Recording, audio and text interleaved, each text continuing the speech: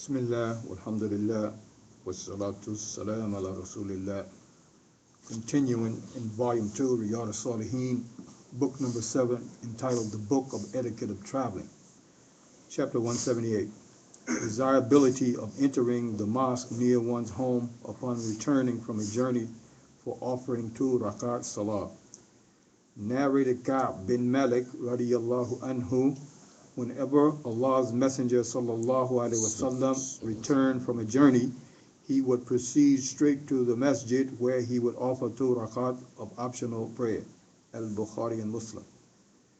The performance of 2 rakat optional prayer is an expression of gratitude to Allah that he has safely returned home to his grace.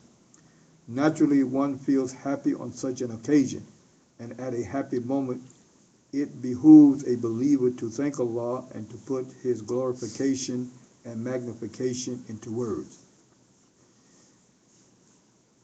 Prohibition imposed upon women to travel alone. Narrated Abu Hurairah radiyallahu anhu that Allah's Messenger sallallahu alaihi wasallam said, "It is not permissible for a woman who believes in Allah and the last day to make a journey lasting a day and a night unless she is accompanied by a mahram, the husband or any other relative whom she is prohibited to marry." Al-Bukhari and Muslim. This hadith offers us 4 points to think about.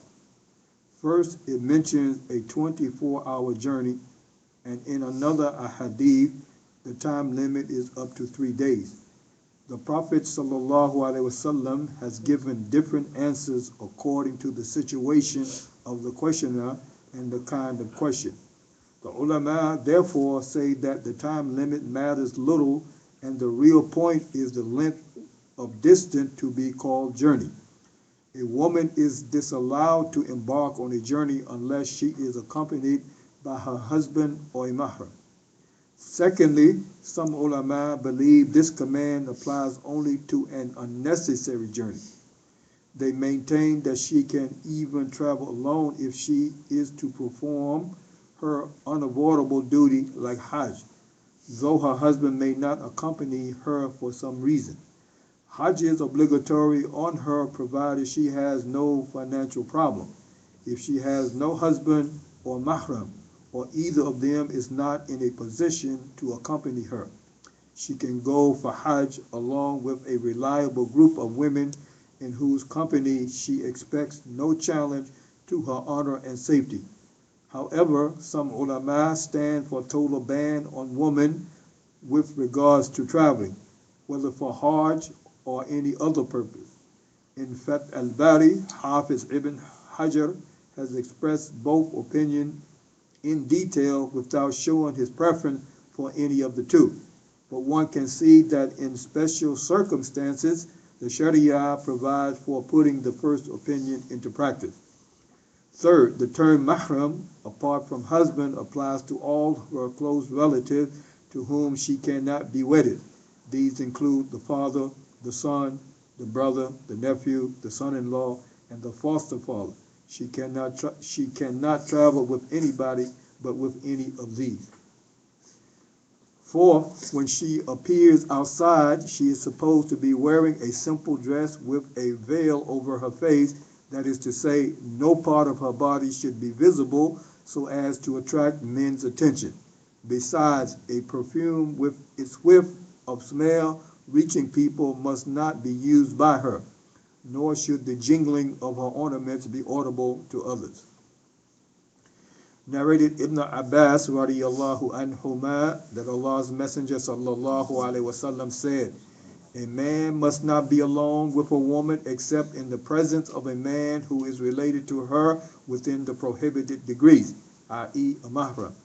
And the woman must travel only in company of a man who is related to her within the prohibited degree." A man said, "O Allah's Messenger, sallallahu alaihi wasallam, I have been enrolled for such and such expedition, and my wife left for Hajj." He, sallallahu alaihi wasallam, said to him, "Go and perform Hajj along with your wife." Al-Bukhari and Muslim. It is an extremely risky thing that a man should visit a woman when she is all alone at home. On such an occasion, shaitan may seduce them, and as a result of this, they may commit the act of adultery. So the Sharia strictly bans a meeting of this kind between two opposite sexes. Even if nothing objectionable happens, a mischievous person may exploit this situation and talk about them scandalously, as indifference to the voice of Islamic law has spawned corruption in society. Families disregardful of hijab system provides us instances of illicit relationship between a man and a woman related to each other. What is worse, unchecked contacts between boyfriends and girlfriends have let loose the demon of sex to go about freely with its pernicious effect on modern society. Little surprise, the Western land is infested with sex maniacs, but a peculiar moral dilemma, as mentioned above, also faces Eastern societies with its disquieting implication on family life. But Muslims still seem to be disciplined to revamp the institution of hijab, which has been enjoined by the Sharia. May Allah impart to them a true sense of Islam as well as the spirit to practice it. Walhamdulillahi Rabbil Alameen. Yes, sir.